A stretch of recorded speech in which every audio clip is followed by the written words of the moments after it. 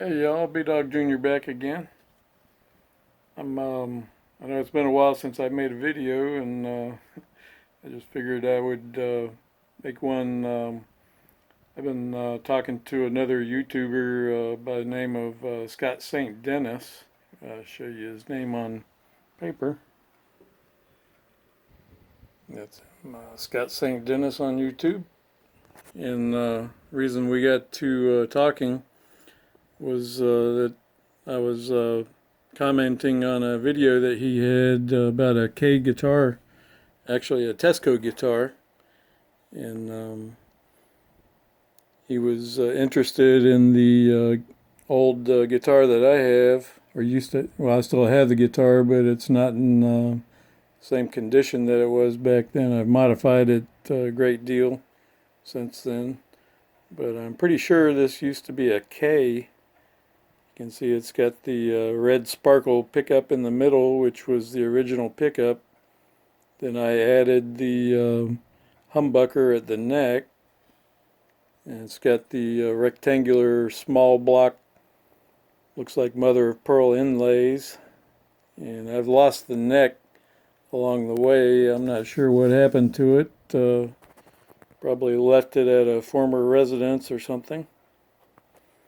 But anyway, I went on to mount my 72 Fender Stratocaster neck on there. This neck here, it's one of the old 3-bolt necks with the tilt adjustment. See, that was 1, 2, 3 holes. And closest I can figure, it's a 72. I'm not exactly sure. I didn't have any numbers to go by as far as decoding what's on here. You can see some of the numbers there. But it's got the silver bullet truss rod, which I'm a fan of. You can see the frets are pretty well, they get some pretty good divots in them. But it still plays pretty good for the amount of wear that's on there.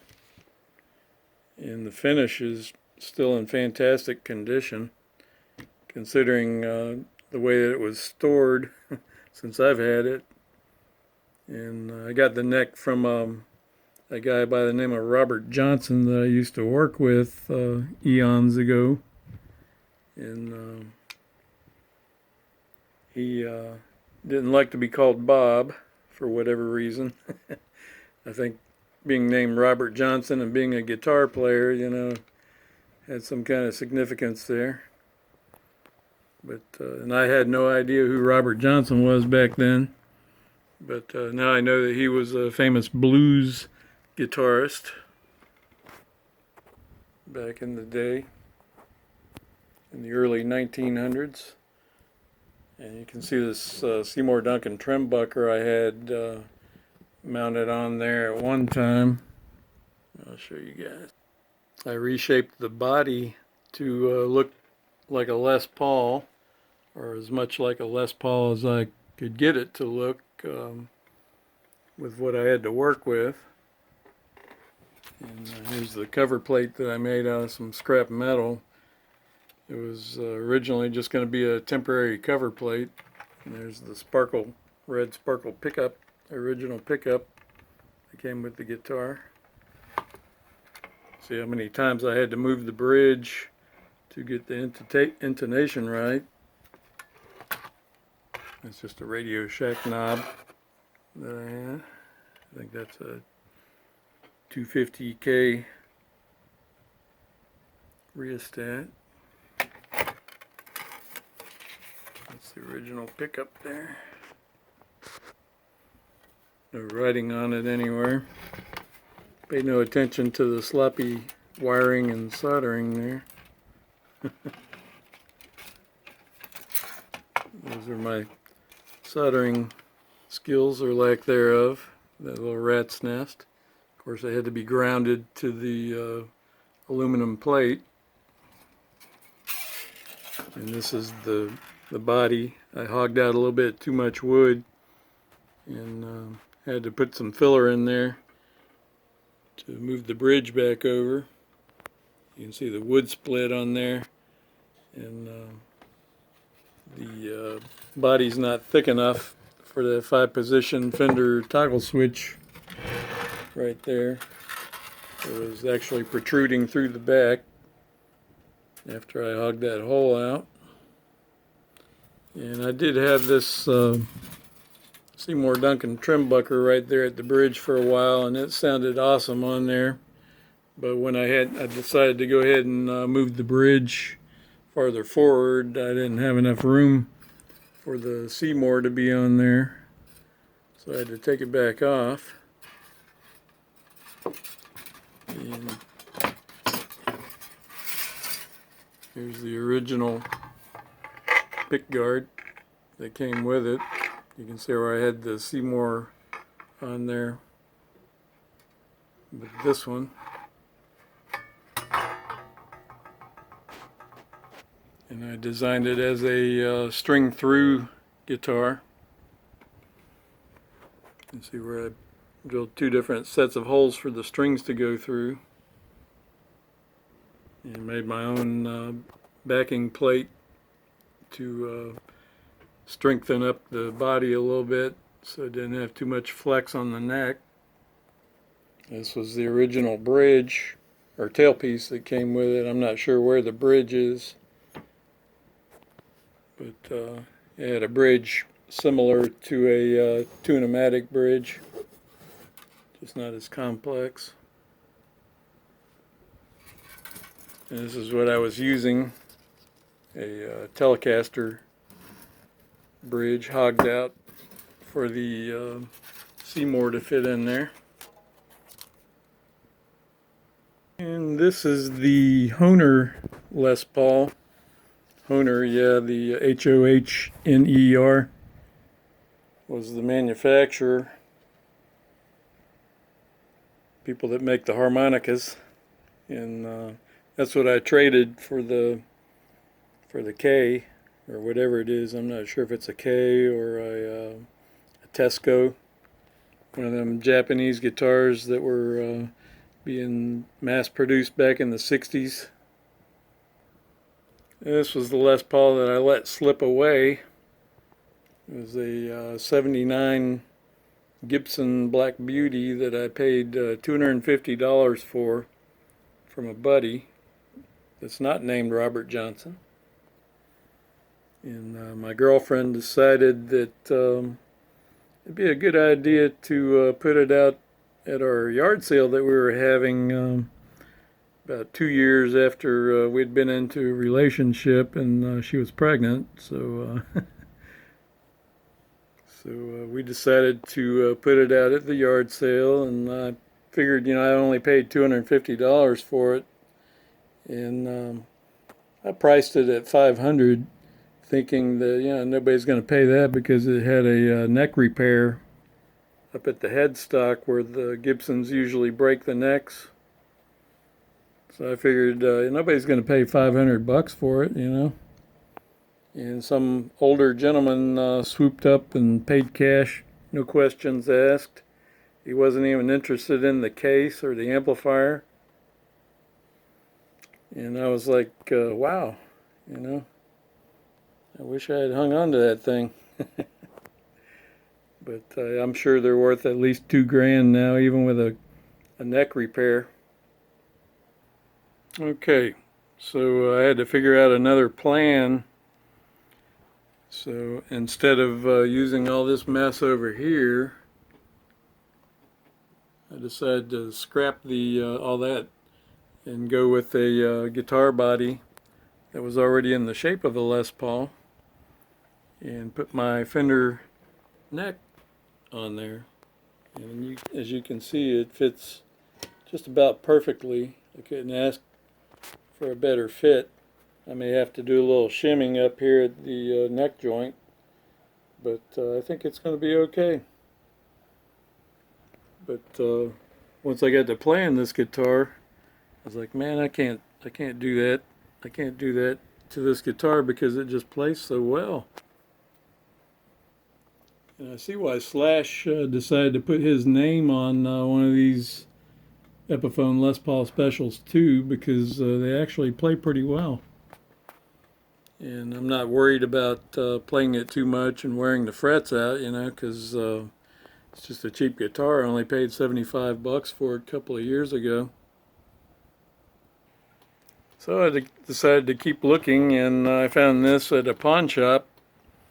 And it was like they were asking $40 for it, which is way overpriced for the condition that it was in. Somebody dropped it and busted the finish off the bottom here. It looks like it's all cracked.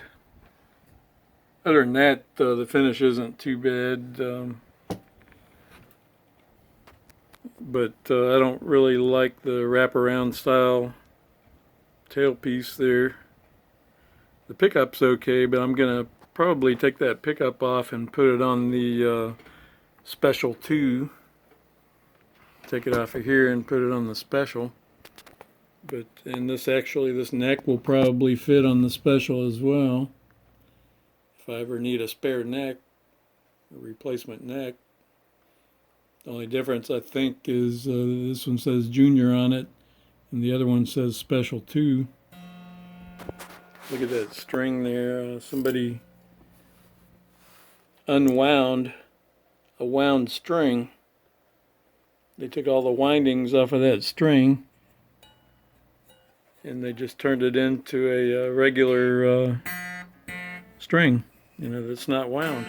Let me know if any of y'all have ever done that. I guess you're at a gig or whatever and the only strings that you have are wound strings. So you just take and strip all the windings off of one string to make it unwound. I've never done that, but and again, I was never in a real gigging band.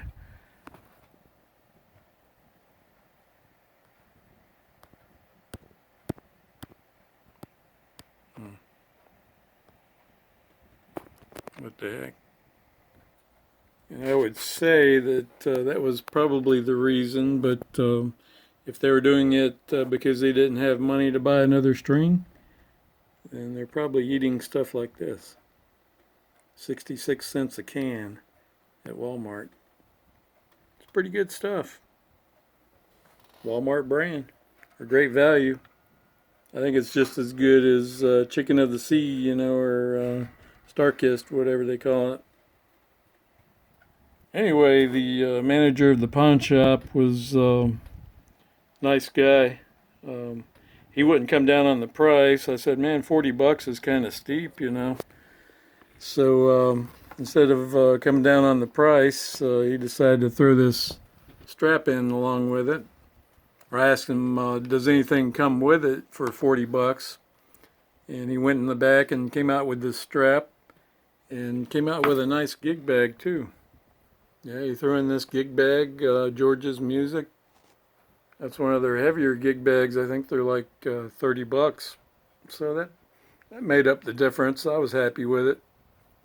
So I'll make my money back on this guitar, you know, between having the extra gig bag, which I can always use because I had a few guitars that I didn't have gig bags or cases for, and having another strap, a yin yang strap.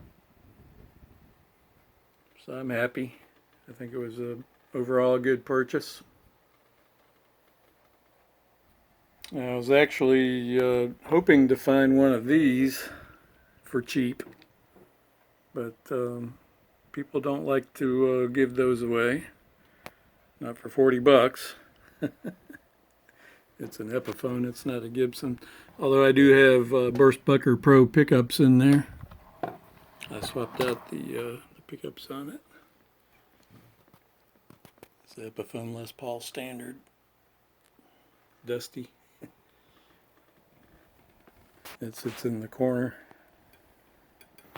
So what I'm going to do is probably lay a sheet of maple.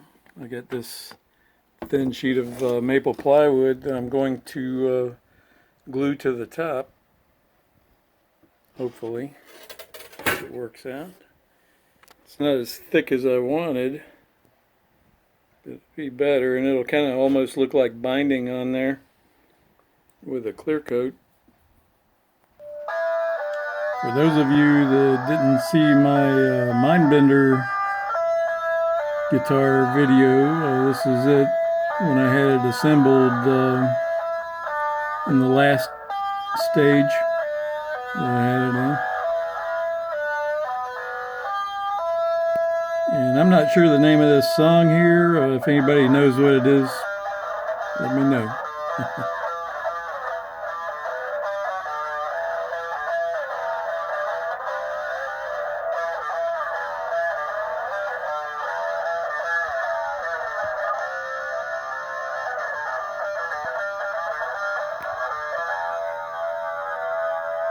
It used to be the theme song to Joey66, his YouTube channel. You can see his sticker there. It was a little promotional thing that I did for his channel. He mailed stickers out to some of his subscribers and requested that they do something with them to promote his channel, so that's what I wound up doing.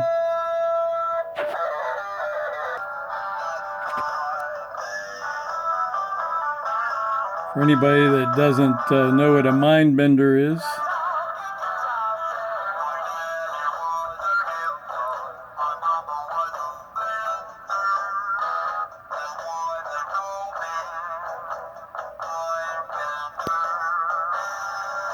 that was a popular song back in the 70s called Mindbender, and it was by the band named Stillwater.